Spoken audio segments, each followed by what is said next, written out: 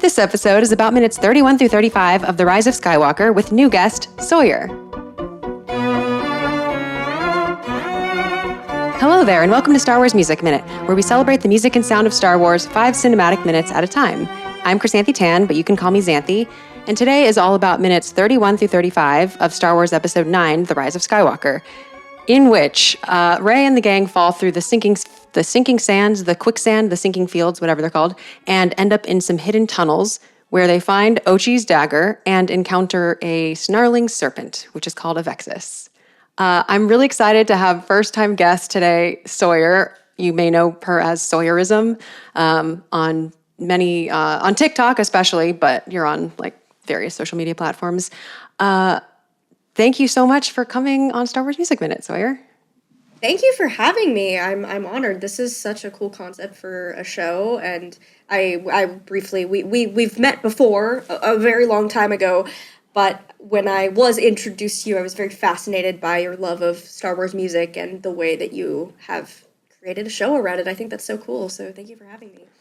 Well, thank you. I've noticed that you've like changed your focus. Didn't you used to do like Old Republic stuff, or am I? Yeah, I did a lot of Old Republic like lore stuff, and then I did a lot of Star Wars biology, which is really cool. I may return to. Thank you. And I think yes, I've been on a content journey of my own over the past year, so we're evolving, but I'm still here. Yeah. No, that's good because it's easy to get like locked into what you're doing, and it gets very stressful. But anyway, I have never talked to someone who has like a biology focus on this show, and I feel like questions are going to come up, and I probably will put you on the spot a little bit for like your thoughts on Star Wars biology, just because I'm personally curious. So look out for that. In this, we both like this movie. Mm-hmm. I'm just going to put that right out there. And opinions are usually mixed on this film, to say the least. But one of the things I think that gets lost in the mix of, the opinions and kind of how it's difficult to talk about this film is that the music and sound get overlooked when I feel like they should get their due as well, at the very least. Because it is John Williams' final Star Wars film. And I feel that it's very worth digging into. Yeah. Before we jump right into the minutes, do you have any, feelings about the overall score or sound in this film? So, it's funny you say that. I have a friend who is he's a musician, and he's very interested in the score of Star Wars and the thematic elements throughout the entire saga, as well as the shows and wherever music makes a presence in Star Wars. And we talk about The Rise of Skywalker a lot because he finds this score to be rather disjointed compared to the other two sequel movies. I don't have a music background, and this is not something I get to talk about or think about very often, but I find it to be a very nice culmination of some of the best music motifs in all of Star Wars, because it is the last of the Skywalker saga. And obviously we just went over just a short clip of this movie for this show, but even in just those 5 minutes listening to it a few times, I noticed things that are just quintessential to any Star Wars film that were present in this small snippet. So I'm a big fan. Totally. Those are a lot of good points. Like, first of all, a lot of the things that work in this film for me boiled down to because it is the last one. Like, I understand how something like many of the things that we might talk about wouldn't work if it were like, the third one or something. But because it is the last one, I feel like personally, I have more like leeway in what I will accept. And so this film like goes all out, and I kind of like want that in a film that ends a saga. So that's all fine with me. But also in these minutes, it just sounds so Star Wars. It's so quintessential Star Wars, even though we only get one major theme. All of the underscore is just extremely it's extremely like John Williams doing a Star Wars in a way that I haven't heard other Star Wars composers who have their own voices and are bringing new things can't do, or like don't do. It's like it's John Williams's mark. So we're going to definitely get into that. Yeah. All right. I'm going to get started by just like playing the beginning of the minutes. Now there will be no music, but there will be sound. So we can, appreciate some of the cool sound design as well. Here we go.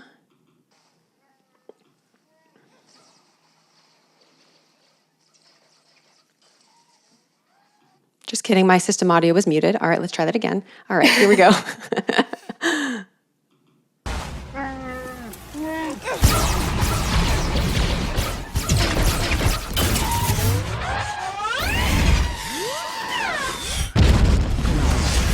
Okay, lots of... The hell is this?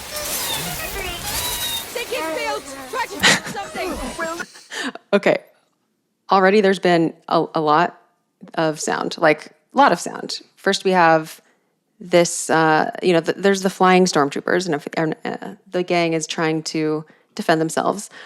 And we have a big explosion. But then we start hearing this sound that sounds suspiciously like dry black beans, like 10 tons of dry black beans, which is what they were, which is the quicksand that they start going into. Yeah. Kabloom, they start sinking. BB-8 has hilarious squeals and such. And then I'll keep playing. This agony ever ends. Come on! BB-8! No! Ray! Ray, I never told you when!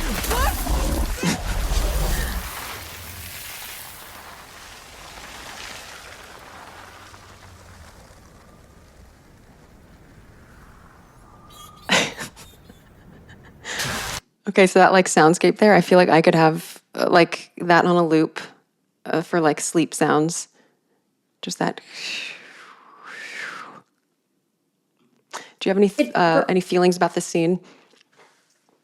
It's an iconic scene for multiple reasons. But no, you mentioned the end, that soundscape. Is that, now that I'm hearing it like isolated from the rest, that actually reminds me of a lot of the ambient noises you hear in Galaxy's Edge. Oh. Which is interesting.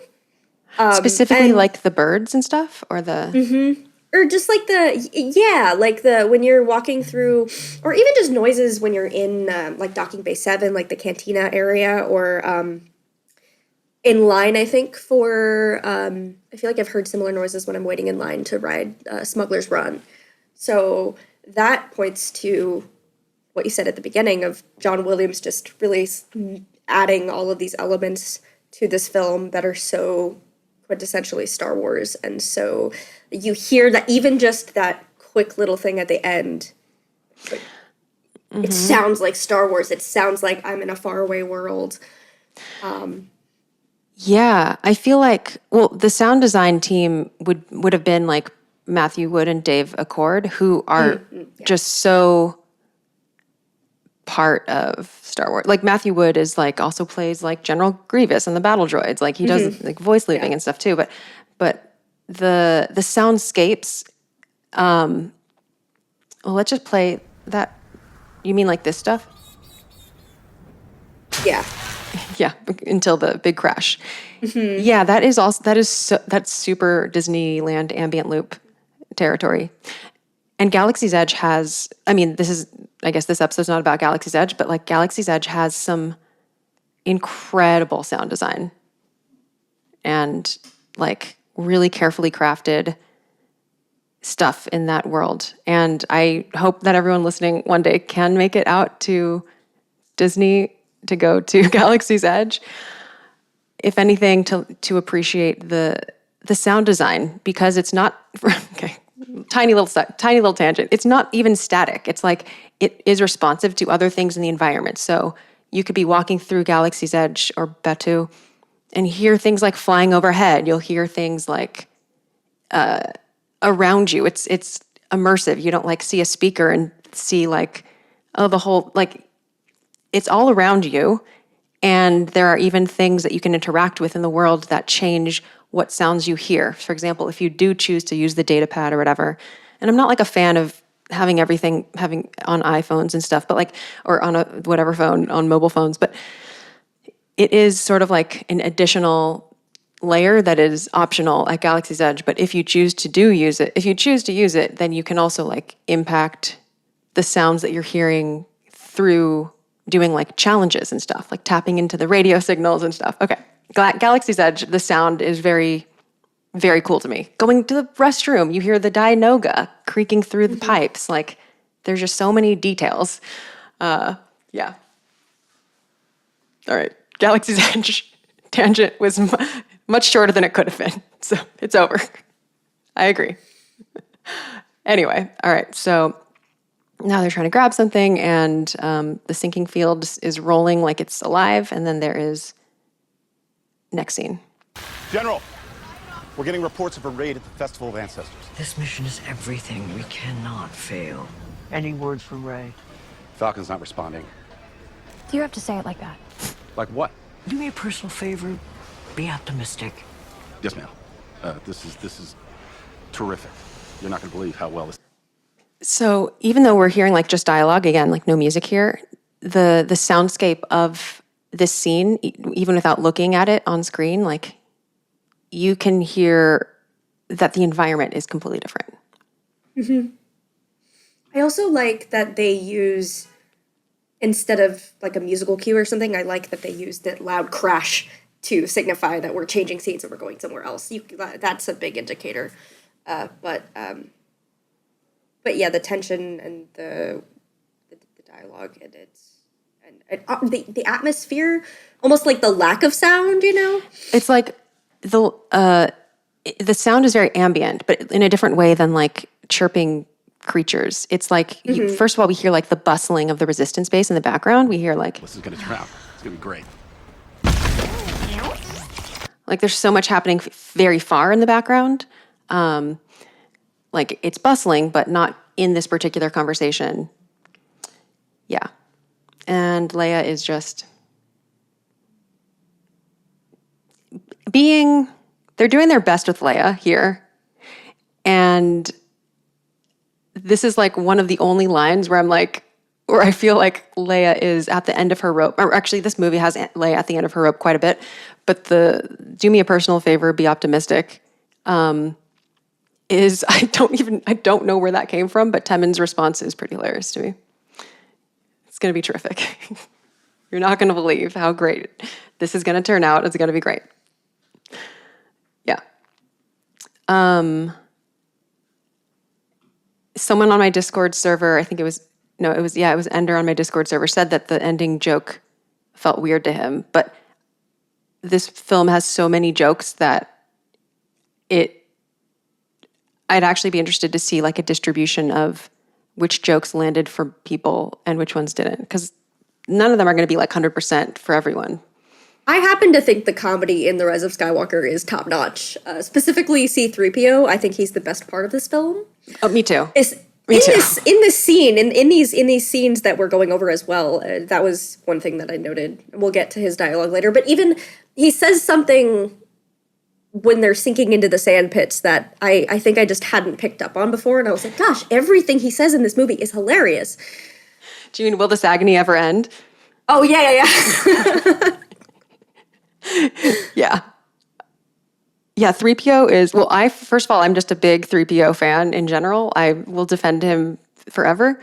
And like this one, he's getting his due here. And I just wonder if a writer was like, we have to make 3PO just hilarious in this film. But yeah, definitely one of the best parts of this film, and gratifying for me, a 3PO fan. Okay, so now we are about to transition back to the lair of the Vexus, which is the cave. Oh, and note that we had a thud on the way to the previous scene, and we have a thud on the way to this scene as well. And in this case, or here, it's BB-8 thud.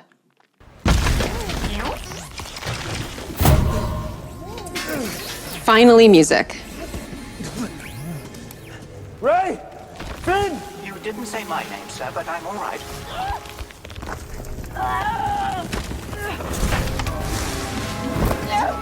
You all right? Yeah. Where's Finn? Where's Chewie? I'm good. Ah, Master Finn. Okay. Thoughts on this? Well, now we have some music, which Yes. is great, and it is. Is that a specific theme, or it's just the specific instruments that we're so used to hearing whenever characters in Star Wars are discovering like a new place? I have some answers, but I'm really glad that you observed that, because this is one of the things that I was thinking of, like, sounds just so Star Wars, where I don't actually think it's lifted from anywhere, but it's really living in the same pool of several things, and I have some examples prepared that I will play. Right. Yeah, so maybe for the benefit of just people listening and wanting to brainstorm, what are some things that we are hearing? And I can play that excerpt again. He didn't.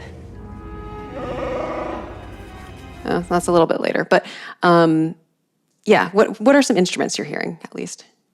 It sounds like there's a wind instrument of some kind.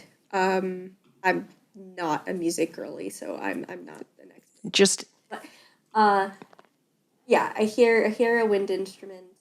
It's very whimsical. It's very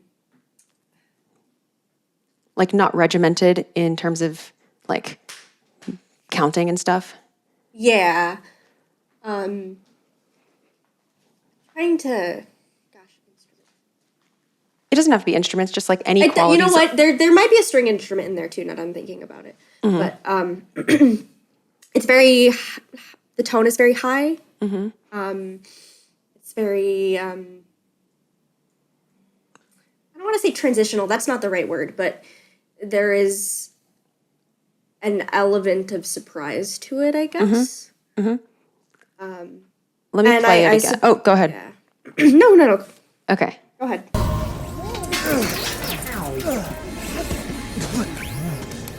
Ray!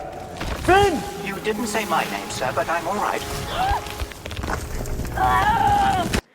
There's going to be like more later in this set of minutes where we can hear a similar kind of cue, even more. But already, like, there is, when you say transitional, but you don't mean that, I know what you mean, because it is very accompanimental, really. It's not begging you to hum that theme. It's more in the background of what's happening, but like it is very reactive to it's also very reactive to what is happening. You know, like someone does something and so it kind of, the music falls and then it kind of pushes and pulls with the action on screen. It's doing something that is called, it's slightly doing something called Mickey Mousing, which is like something that you see on screen is like mimicked in the music. So like we're actually about to get to this spot right here. You all right? Yeah. Where's Finn? Where's Chewie? It's like one could argue that because Finn is like falling there, it's like these three chords are kind of like accompanying his fall, but like a very, it would be a much clearer if it were like, you know, like like this happens more in probably, especially in animated shows and films where it's like someone's walking. So it's like, boom, ba-dum, ba-dum. And it's like, they slide down a pole and it's like, doo. Gotcha. Very obvious examples. But yeah, there's a tiny element of Mickey Mousing here, and just being fit to the picture, which none of this is on the soundtrack. It's like basically just for what's on screen. Yeah, let's continue listening and keep these factors in the back of our minds because we're going to hear more of it during the cave. Okay. I'm good. Ah, Master Finn. What is this place? This isn't the afterlife, is it? Are droids allowed here? That's not where we're going. Is We might still be. which way out?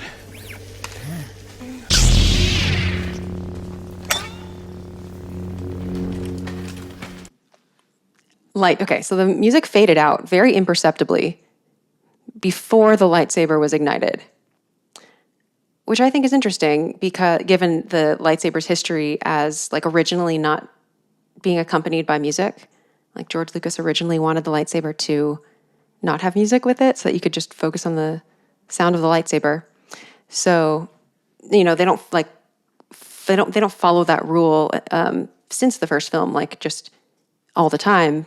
But it is still like the sound of a lightsaber is still something notable in Star Wars that I think the sound editors or whoever is in charge of making these decisions do try to leave some space for to be appreciated.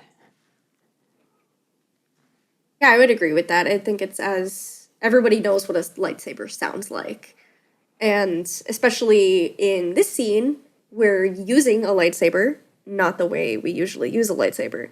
She's using it as a flashlight, essentially. And they make a note of that, but it's oh, yeah, there you go.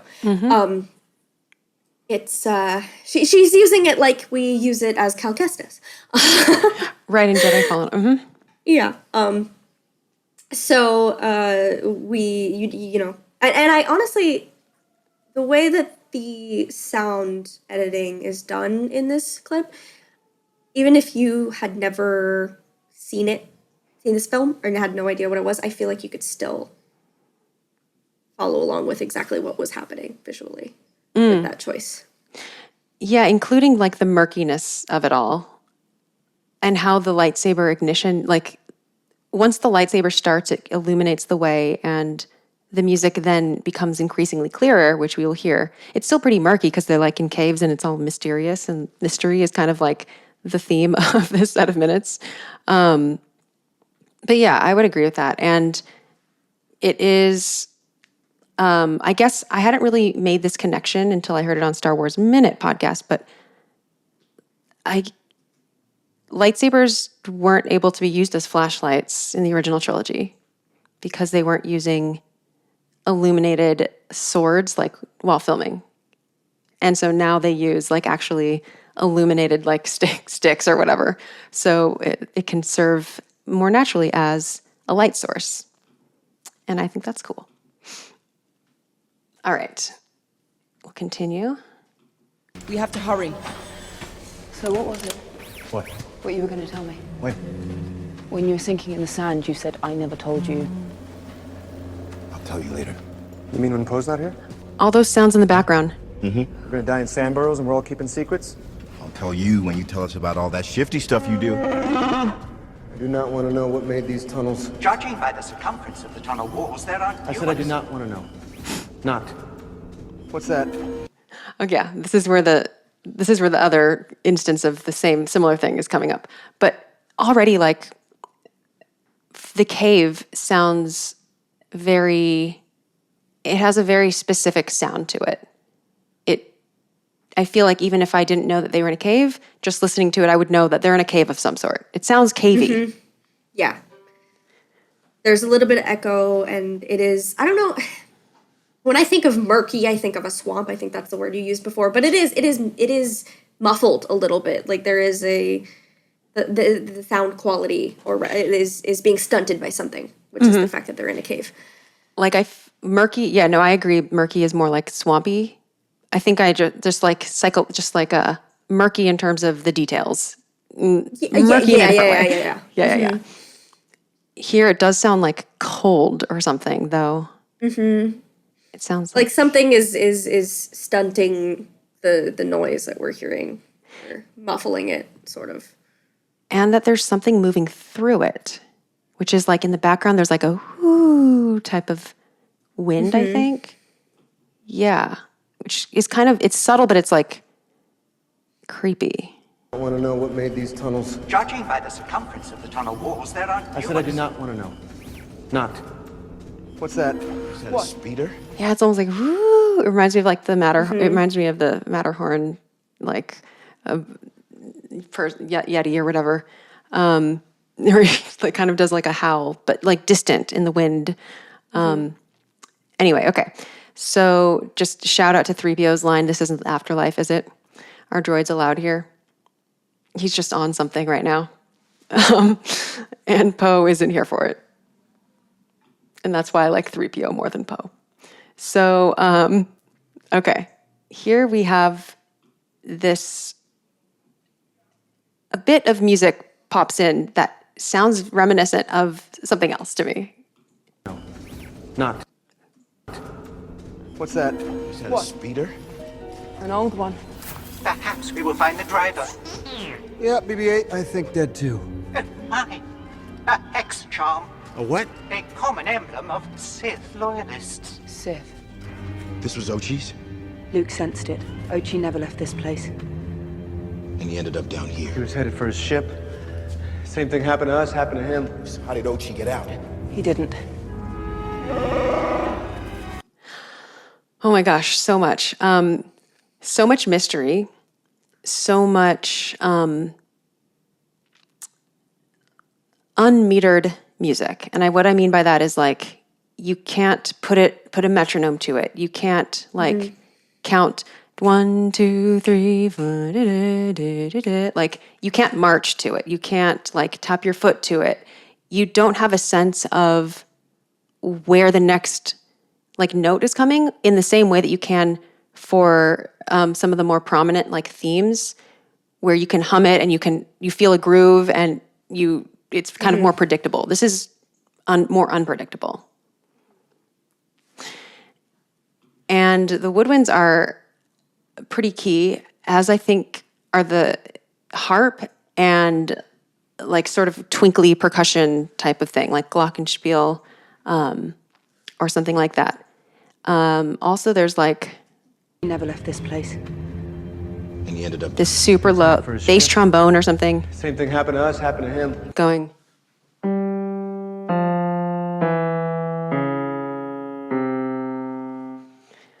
And that comes in when they're talking about Sith and Ochis. So it is pretty like scored, like for the dialogue, it seems. Like it's kind of on the nose in a very Star Wars way. And then we are getting to the other thing pretty soon. How did Ochi get out? He didn't. No, he didn't. Bones. I don't like bones. Bones. Never a good sign. Yeah, I see it. Okay, so now I'm going to play an excerpt from The Empire Strikes Back.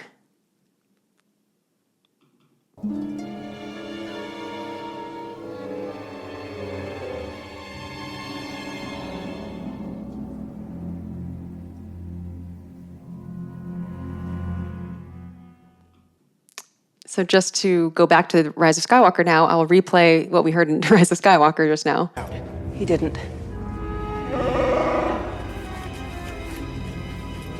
No, he didn't. Bones. And now back to Magic Tree from The Empire Strikes Back.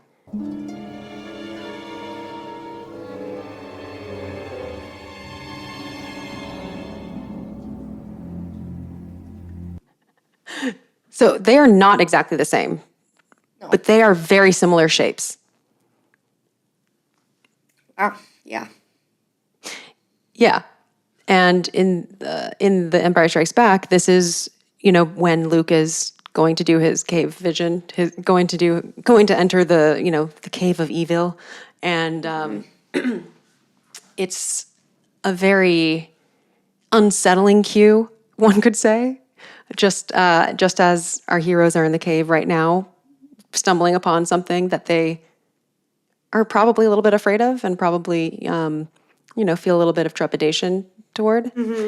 The common elements, I feel, are definitely instrumentation. Like we were saying before, there's like woodwinds, especially like low woodwinds, contrasted with higher woodwinds in different spots, and then there's like strings, but it's the shape of it. It's like there's a thing that goes, and then there's something that goes like, that falls. It's like, they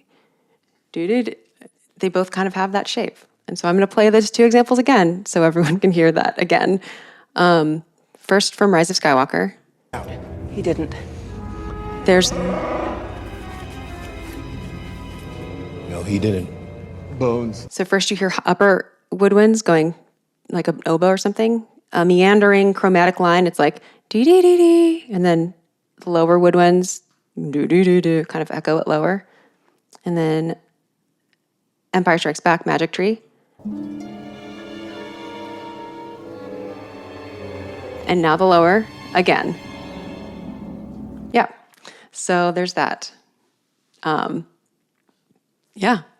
Pretty convincing. Very cool. Yeah. Oh no, I was convinced the first time you played it, but that's just really cool to see the breakdown of that. That's not something that I would. When I knew these sounds, they felt familiar. I could give you examples of where I had thought I might have heard a similar sound before in other parts of Star Wars, but I would never have been able to identify something like that. It's not exactly the same, but it's very close. Yeah. And it's definitely. It matches. It feels, yeah. Yeah. And now I'm going to throw in a bonus one, which is an excerpt from the cave in the Last Jedi.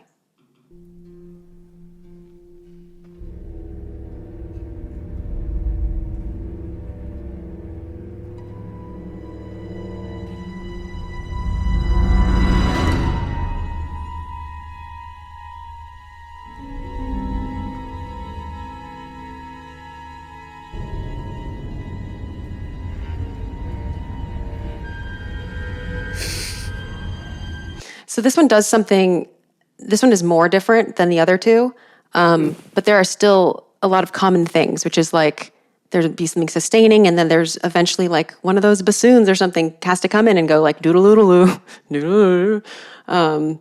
Yeah, and then there's like the harp plucks and stuff. But yeah, cave, magic tree, another cave.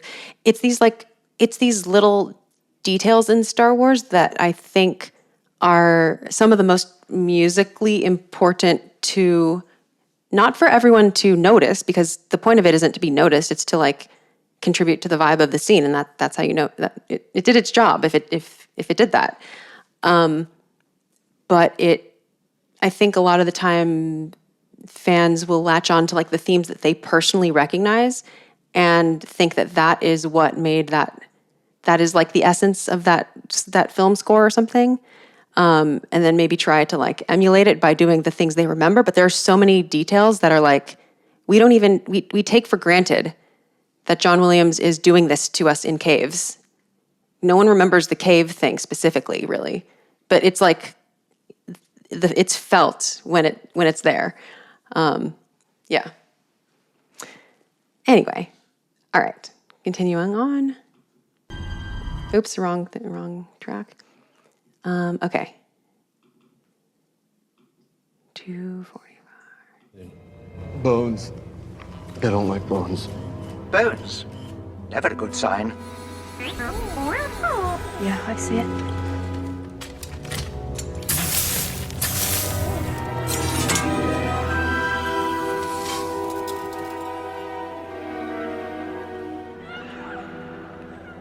Horrible things have happened.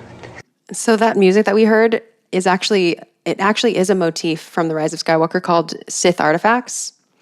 Yeah, it is very hard to notice until you do notice it, because it's one of those ones where it's harder to sing and such. I'm going to put a transcription from Frank Lehman's complete catalog of the musical themes of Star Wars on screen so you can see the dagger.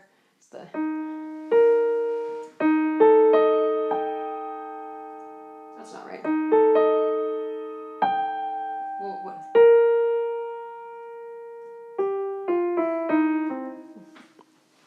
It's the thing that's hard to sing. I'll play it again. I see it. Right here.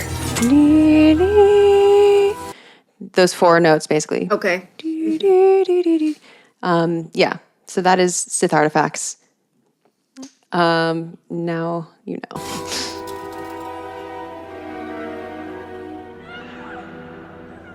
Horrible things There's writing on it. Perhaps I can translate. Oh, the location of the Wayfinder has been inscribed upon this dagger. It's the clue that Master Luke was looking for. And? Where's the Wayfinder? I am afraid I cannot tell you. Okay, I love this part. I love this 3PO moment. What do you make of anything that we've covered so far? Feel free to jump in. Well, I feel kind of good about myself because when we started this episode and you said, okay, there's one motif in here, I was like, oh, it has to be when Rey picks up the dagger, and I was right. So yeah, oh, cool. Great. Okay, cool. So it's okay. So no, I want to hear why you thought that was a motif. Like it just sounded prominent to you or something. It sounded prominent to me. It is similar instrumentally from some of the other things we hear in the cave scene, but it definitely sounds prominent to me, and it is her finding the dagger. It's accompanied by an important scene. And it's not, the importance of the scene is not just that she finds this dagger, but it's also that she's having a, why am I forgetting the force power that... Like what the is vision? it called? Or like the... Yeah. Mm-hmm. Oh my gosh, my lore credentials are slipping away. You mean the thing where she's touching the thing and she sees the memories? Yes. Yeah, I know what you mean, because it was also in that other book that I just recently read where the Force Collector... it's going to bother you. With a K. I have to look it up. No, it doesn't start with a K. It's psychometry. Psychometry is the name of the force power. But when she picks up the dagger, she touches it, she sees the... Well, you can hear from the audio. Yeah, she hears the... Yeah. She's hearing what has happened with this dagger, and that was the dagger that was used to kill her parents and all these horrible things that Ochi did with the dagger. So it's a prolific moment, not just for, like, textbook story-wise, oh, they found the dagger, yay! Also, it's a pivotal moment for her in her journey that she goes through in this movie, so. That's a really good point that I want to underscore, because sometimes, like, sometimes the music itself might pop out, like, oh, that sounds a little too catchy to not be a theme, or like, that sounds a little too, like, carefully put there to not be a theme. But the other thing that is really important in determining what becomes a theme, because again, John Williams himself doesn't say, this is the Ochi's dagger theme. Like, he doesn't do that. It's other people. It's people like Frank Lehman, who is like a musicologist, who analyze the films and decide, like, they decide what the themes are and what the themes are called from what they are reading from it. You know, like, they're doing their own literary analysis. They're doing their own analysis of things. And one of the things that is actually really important to determining whether something is or might be a theme is connecting it to, like, actually, is this happening at a time that's important? And that can't be overlooked, like, because it's not just about, like, the music itself. It's always film music works in concert with the film. So there you go. Yeah, that's a really good trick that people can use as well if they want to try to find themes in Star Wars, is try to find important moments or, like, little, the parts where you think there should be interesting music or thematic music. Sometimes, often do have it. Okay. So then we have psychometry. What happened with this? There's writing on it. Perhaps I can translate. Oh, the location of the Wayfinder has been inscribed upon this dagger. It's the clue that Master Luke was looking for. And? Where's the Wayfinder? I am afraid I cannot tell you. 20.3 Fazillion languages, you can't read that? Oh, I have read it, sir. I know the wind exactly continues to howl. where the Wayfinder is. Unfortunately, it is written in the runic language of the Sith. So what? My programming forbids. I swear, it sounds like there's a singer going, "Aww," in the background. I don't know how to validate that, but, like, it sounds kind of like that. Unfortunately, it is written in the runic language of the Sith. You kind of hear it? My programming forbids me from translating it. So you're telling us the one time we need you to talk, you can't? A little bit. I don't know what it is. Unfortunately, it is written in the runic language of the Sith. So what? My programming forbids me from translating it. So you're telling us the one time we need you to talk, you can't? Irony, sir. I am mechanically incapable of speaking. I think this is like a very subtle way that the sound designers have heightened the mystery, the tension, the kind of creepiness of this scene is like they've made the background, they've amped it up really subtly. It's like now there's the awe and like, whoo. Yeah, and what's kind of something I noticed listening to that whole piece there is like even as 3PO is explaining, oh, I read this, I know what it says, blah, blah, blah, I just can't tell you. You still have some of the lighter, like mysterious notes, but there's no like timing to it necessarily, but they're like just short notes. They're not like, you know what I'm saying? They're not flowing anymore because a question has been answered. They have the dagger. Now there's a reason for them to be in the cave. There's less mystery surrounding that. But now you have the background noise kind of amping up. The tension's amping up. Okay, we're not actually out of the water yet. There's something that you don't know about this scene. Yeah. Yes. Translations from Sith. I believe the rule was passed by the Senate to the Old Republic. Well, we got our next thing very quickly. Yeah, that is a quickly rising storm is what happened there. Mm-hmm. The strings are doing like a swarmy thing type of thing, which is heard in many times throughout Star Wars, including in the cave as well. Actually, very notably in the cave when Rey's having her vision or her moment in the cave, and just also in The Empire Strikes Back when there's like the Force buzz, which is like when Luke's trying to like grab his lightsaber, and then also when he's hanging on the like weather vane thing. Mm-hmm. But yeah, it's like a grumble that almost a tornado or something is what it feels like. But I am going to put on screen what that is. Well, we know what it is. It's the snake. But we don't get to see like you don't see the full thing all at once. We see it in parts and we kind of hear it first. Yeah. Okay. I'm going to go back a little bit and then play. Senate to the Old Republic. Serpent!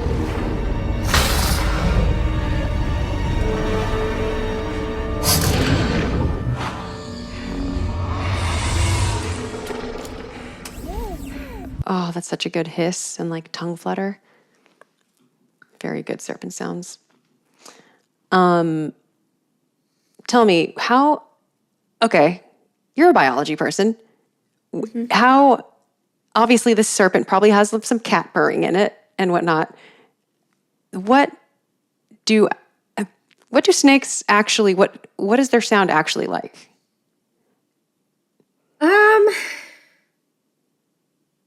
To be honest with you, snakes are very silent animals.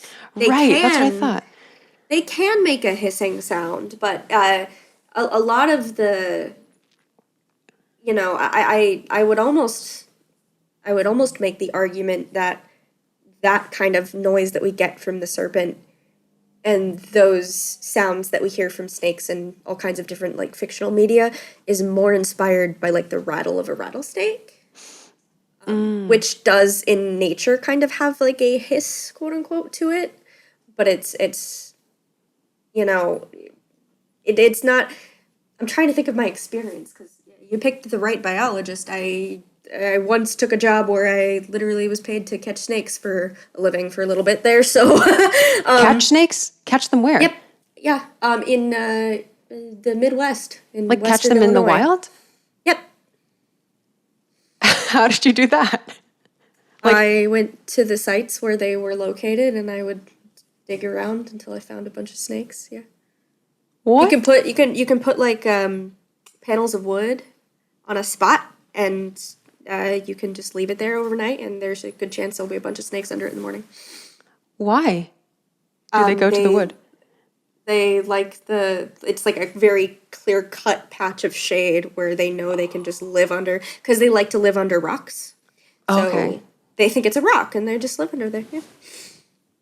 Wow. Okay. So I spent a summer literally just going into the woods and picking up snakes. So and I can't recall any of them ever, even when they get aggressive, even when they try to bite, they don't hiss. So some of them do, but very few. They're pretty silent animals. Yeah. So like this is another example of like, or I guess the way that movies, that's the sound design in movies kind of amps up like what reality actually is, kind of adds its own, like we have ideas of what snakes sound like because of how they sound in movies, which is not necessarily how they sound in real life. It might be inspired by something, but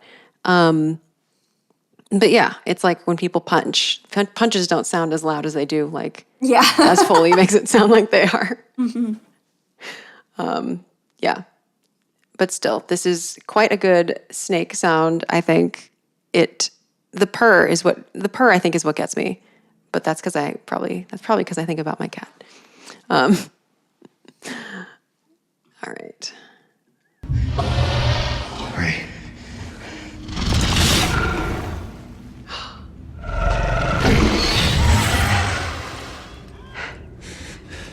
Finish.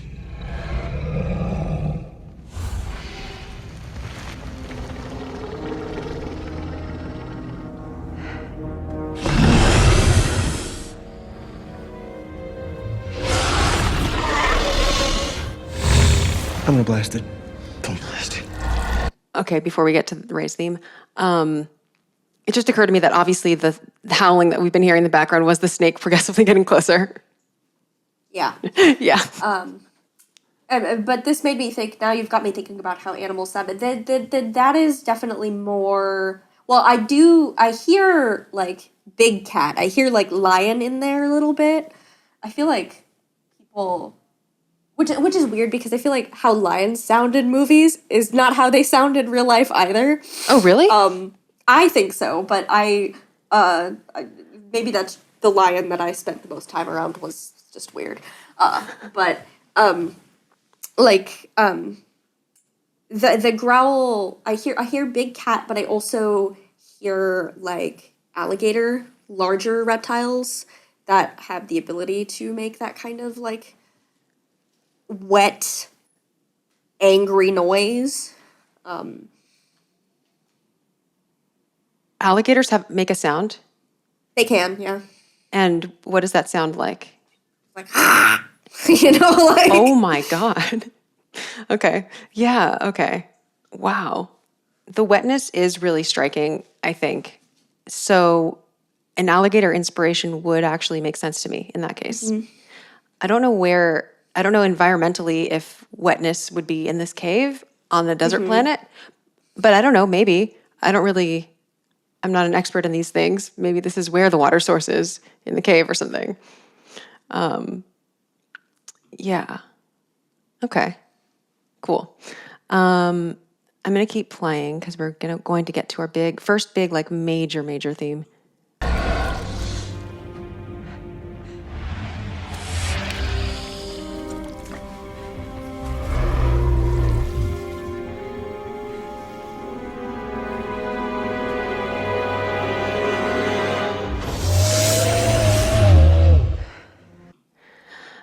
So obviously that was Ray's theme as she puts her hand on the serpent because she's not going to blast it. Of course she's not. She is going to heal it or something.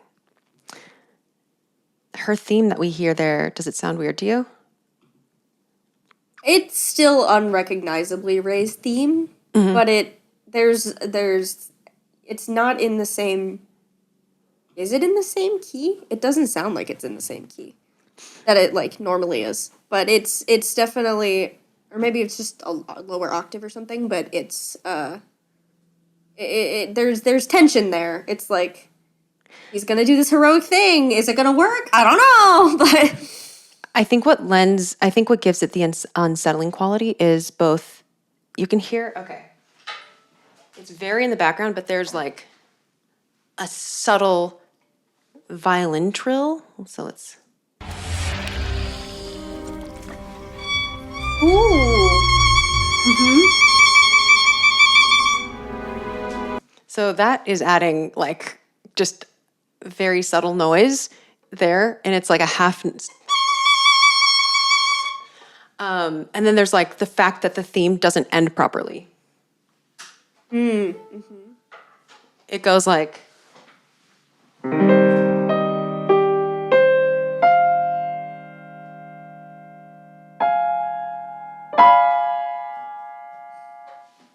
Like ends on a diminished chord instead of just staying like in its diatonic space, which is where it usually goes. So it is. It adds a bit of tension and unsureness, and I like when themes kind of have an exit point where they can exit into something different. And Ray's theme definitely does that a lot, as does the Force theme. And yeah, this is just one such example. But I really like the violin half-step trill. Yeah, I think that's like a good trick that I have to use at some point. Note to self, use that as a composing trick if I need it one day. And so we're at the end of the 5 minutes. Yay. Do you have any overall thoughts about either what comes like before this or what comes after this, musically or sound-wise, or even just like thematically in the movie? I'm honestly shocked that you could take an hour just to talk about these 5 minutes. There's so much going on. No, it's it kind of, to be honest with you, it kind of makes me want to go back and watch it and like specifically identify all the times in this movie where Rey's theme is present, because there are a lot of moments in this film where she tries things we haven't seen her try before, and she finds herself in harrowing positions, and I think in a way the entire trilogy centers around Rey's identity and Rey finding her identity, but I think this film in particular, she fights with her identity the most. Yes. And so I would be interested to see all of the times where Rey's theme appears in this film and see where the variation is. Yeah. That's a good point. Yeah. Yeah, because like what does her theme sound like when she's like really feeling confident and stuff? And what is her theme? How does it differ from when she's feeling like insecure or like scared of herself? There definitely are variations. And like one of my favorites is actually when she's doing like Jedi training with Leia. Or wait, is that what's happening? Yeah. Or no, not with Leia, but like she's on the training course toward the beginning of the film. It's very like, it's like her Rocky moment or something, or her like Luke in episode 8 training on or drinking green milk, pole vaulting over the sea moment where it's kind of like she has a little suite dedicated to her, like a little montage music. But yeah, there definitely are lots of variations. And even, I mean, Ben Solo has like a shocking variant that is so different that it is deemed like an actually like a discrete theme when he turns back to the light side. Just his theme notably changes, but Rey's theme doesn't notably change compositionally, but like the arrangement, the way that it's arranged and the way that it, just the way that it is carried out. There's a lot of variety in it, and her theme is a very good base for a lot of play, I think. More so than Kylo's, because Kylo's is more narrow and not as sweeping. It's rooted in his darkness, I think, which is probably why it has to change so drastically when he becomes Ben again. Right. Yeah. There's not really a way to make like sound fine, sound not dark. I did that wrong. There we go. Yeah, that sounds dark side. It's just, I'm sorry, Ben Solo. Your theme has to change. Anyway, Before we move on to the Star Wars Music Minute Questionnaire, I want to review what the themes we heard in this set of minutes were. And they were the Sith artifacts, Dagger. We did hear a brief moment of a tension theme, which I will timestamp, but it's just, I'm not sure because the tension theme is just, that's the most dubious probably of all of the themes that are recognized in the Star Wars catalog. Is that one's so non-specific that it's kind of hard to tell whether that theme is happening or it's just a byproduct of music unfolding. And then we hear Rey's theme, the A phrase. In the soundtrack, none of this is on either of the soundtracks, the original soundtrack or the For Your Consideration soundtrack, which leads me to believe that this was added at the very end of the process. So perhaps this scene wasn't finished, or perhaps they needed new music for it or something. I don't know. But I can't confirm that for a fact. Anyway, are you ready to move on to the Star Wars Music Minute Questionnaire? I think so. All right, it is your first time. So this is the same 3 questions that every guest answers. And the first one is, in exactly 3 words, what does Star Wars sound like? The first word I thought of was heartbreak. The second word I thought of was whimsy. I wanted to say romance. I'll go with romance, but I think heartbreak ties into that as well. But I think there is enough elements of romance in Star Wars as a whole for it to count.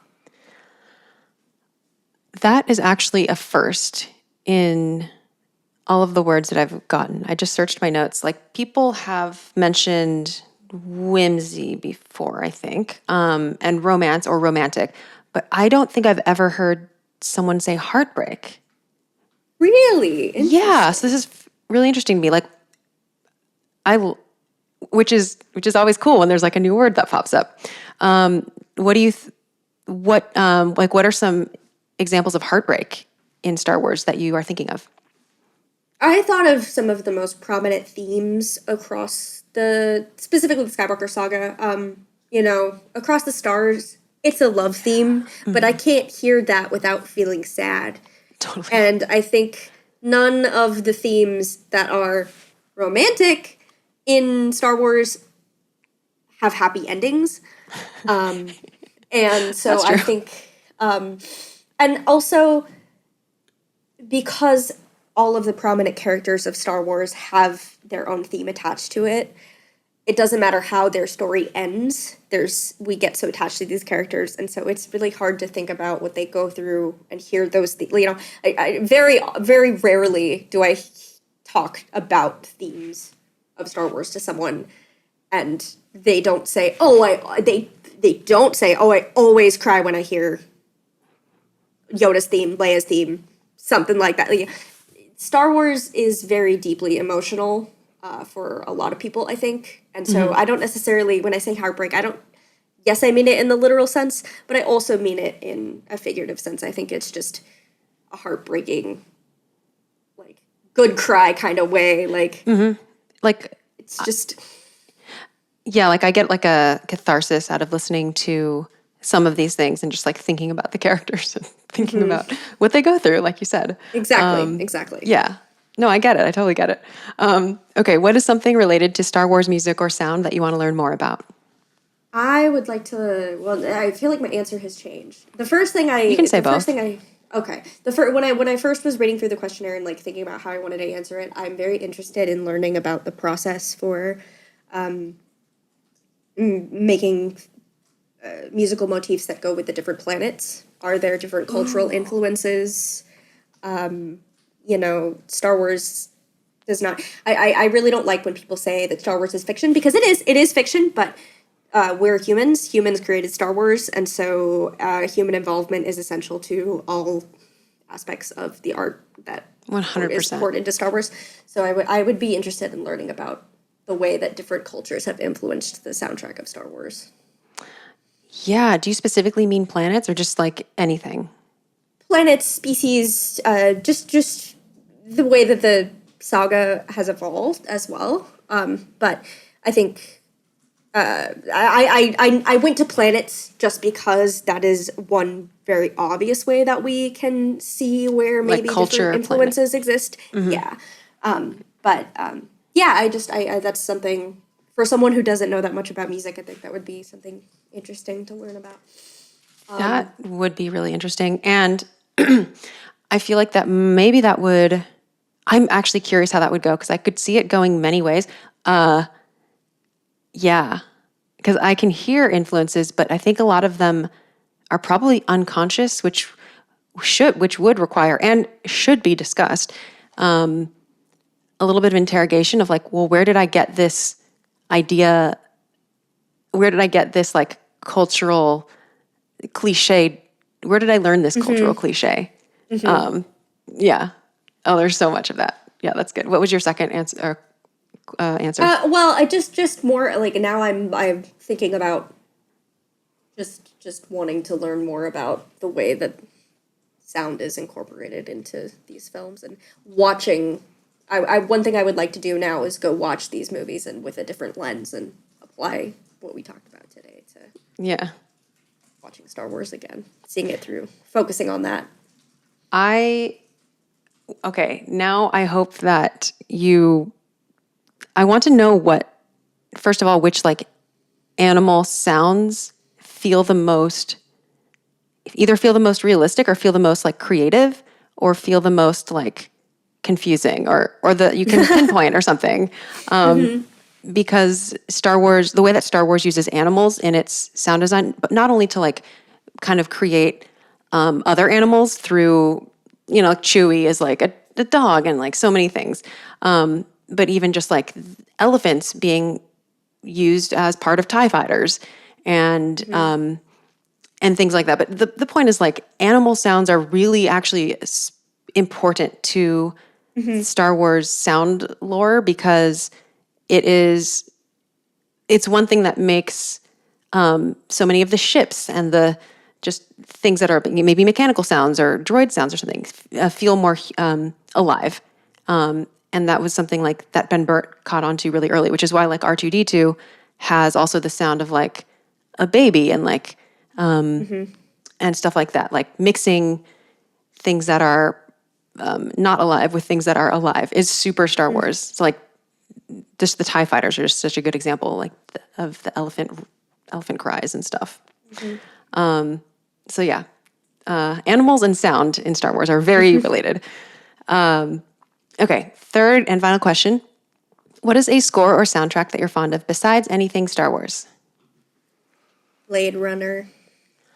Which one? The original. Ah, cool. I need to watch that movie again. It's been a really long time. Yeah. Yeah, that is the... It's probably my favorite score of all time. What do you like? You mean like Vangelis? Yeah. What do you like? It has iconic synthesizers. Yeah. Blade Runner is my favorite film of all time. And, really? Yeah. Which is such a film bro favorite movie, but I'm not a film bro. I love the original Blade Runner, the final cut. Everybody always asks the final cut, not the theatrical cut. But I haven't seen that. Okay. Yeah, well, there's like a whole thing about Blade Runner because there's like 3 different versions, and the way that it was released in the theater is diabolically different from how Ridley Scott wanted it to be. And so the final cut is like the cut because I think I've only ever seen the theatrical release version once on a plane, and it left a bad taste in my mouth. It was different. Oh wow. Okay, then I've seen whatever comes on DVDs. So probably the final cut then. Yeah. But anyway, I just think that movie to me is like the best portrayal that sci-fi has ever done of like the human experience. What does it mean to be human? And so I think set in a futuristic world where so much of reality is missing, I think the synthesizers, and it just, I don't know, there's just something about it that is just perfect to me, and dreary and intense, and you can't get away from it in a way that I don't know. I just love it. I love it. Very cool. And that's one I'm less familiar with, but I've been wanting to get more into Vangelis's music because of the synthesizers. Very cool. I'm going to listen to that soundtrack this week. Anyway, Sawyer, thank you for coming on Star Wars Music Minute. Please tell everyone where they can find you and your stuff online. Yeah, I'm Sawyerism anywhere you can possibly search that name. Twitter, TikTok, Instagram, pretty much everything. So yeah, that's me. I talk about lore sometimes. I talk about Star Wars science sometimes, and lots of other things. And yeah, thank you so much for having me, Xanthi. This was so cool. Yeah, I'm glad we finally got to speak again after a couple years. Yeah. Hopefully we'll do it again sometime. Absolutely. Yeah, well, listeners, you can... Oh, you have a Discord server too. Oh, I do have a Discord server. It's I can't believe we have like 750 members now, but there's room for 1,000. Come on down. We would love to have you for sure. Awesome. And it's for Star Wars fans. It's for fans of everything, but Star Wars is definitely the main focus. I'm trying to cultivate a positive community where everybody can just love Star Wars and talk about whatever they want. Cool. And then listeners, if you want to join my Discord server, I'll put a link in the show notes for how to do that. And, more Star Wars talk and music talk there as well. With that, we've come to the end of the episode. Next week, I'll be covering minutes 36 through 40 of The Rise of Skywalker. So be sure to come back. Thanks for listening, and see you next week on Star Wars Music Minute.